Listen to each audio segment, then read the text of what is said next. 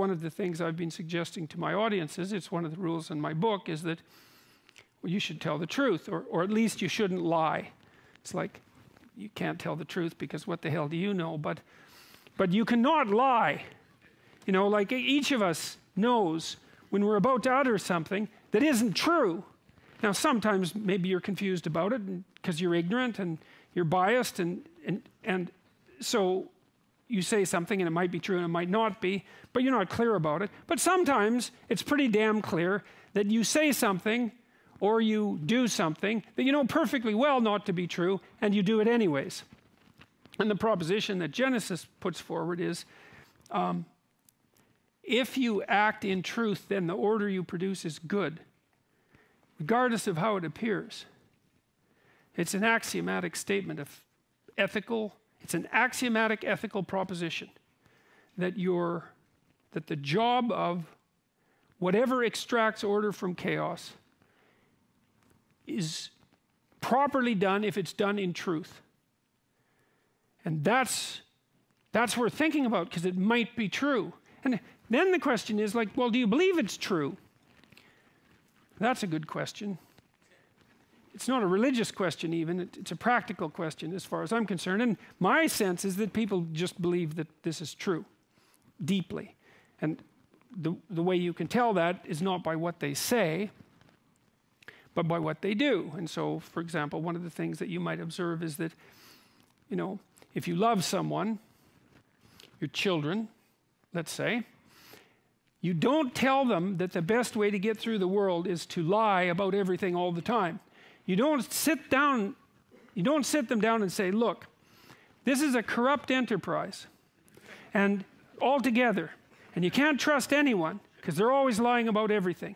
And your job is to become the best liar you possibly can become, because that's the way to get to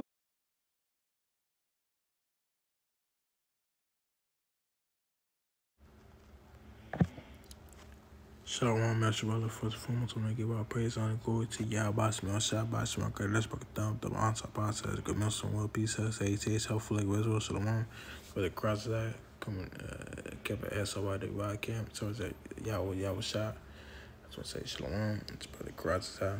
Just want to come at you with this another quick hitter, another quick video.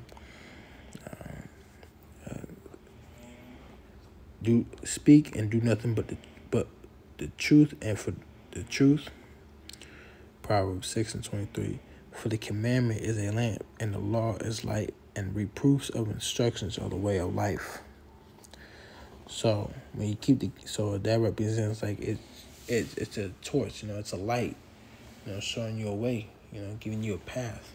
That shows you paths from miles away, you know, because we're in this dark cave, you know, we're trying to look for a way out, you know. Because sooner or later in this cave it's going to come crumbling down. It's going to crush people, you know. Metaphorically speaking, metaphorically, you know. But we're looking for a way out, you know, looking for an exit. So that's why when we had this truth, you know, it's a lamp, it's a light. You know, the law is light. So we keep the laws to the best of our abilities that was given by us. That was given to us by the Heavenly Father, Yahweh. And Yahweh Shai is the light, you know. He gives instructions. The ending was coming as soon as Yahweh Shai stepped in, you know. Because Yahweh Shai is the first and last. Well, first he's the Alpha and the Omega. He's the first and last. So, the more prophecies are popping off to this day, the closer we're getting to Yahweh Shai coming back, you know, and that's the way it is, you know. And what you saw that clip was Jordan Peterson, the way he was telling the truth. Truth hurts.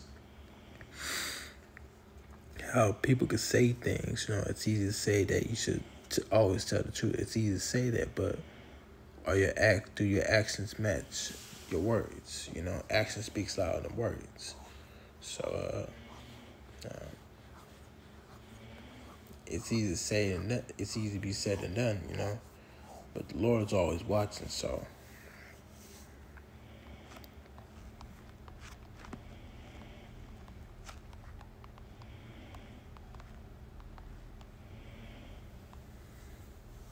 And ye should know, John 8:32. Well, I'm starting at 30. I'm starting at 30. As he spake these words, many believed on him. And then Yahushua then said Yahushua to those Jews which believe on him, if ye continue in my word, then ye are my disciples. Then are ye my disciples indeed, and ye shall know the truth, and the truth shall make you free. So again, the commandment is a lamp, the instructions are the light. The law is the light, and the instructions are the way of life.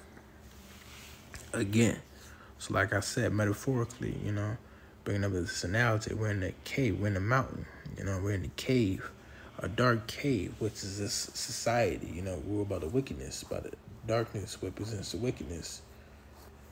And us having this truth is a light, it's a lamp, it's a lamp, it's a lantern that we carry, but you gotta put fuel in it for it to keep burning, you gotta add more fuel, which is doing the works if you want to keep that fire going. And you're looking for an exit, you're looking for a way out. And the closer we get to the end, with more prophecies popping off, the closer we get to the exit of this cave, with this society, with this Babylon getting destroyed. As soon as Yahushua comes in. But the one major prophecy that has to come to pass is that seed becomes mandatory, which is the MOTB, according to Revelation 13:16, And this is the way it is. That's what it's coming to. So you gotta be ready, man. You gotta stay ready, because it's gonna get real bad out here. So I just start. Hopefully this is edified. I'm gonna give all praise, honor, glory to Yahweh, Shemel, Shabbat, Shemel, Let's break a thumb. The Bahan Sabbath as a good millstone well, because that's where I learned the truth from. Peace, us, hey, taste, hopefully, Israel. With that, till next time, tune in. I'm gonna say Shalom.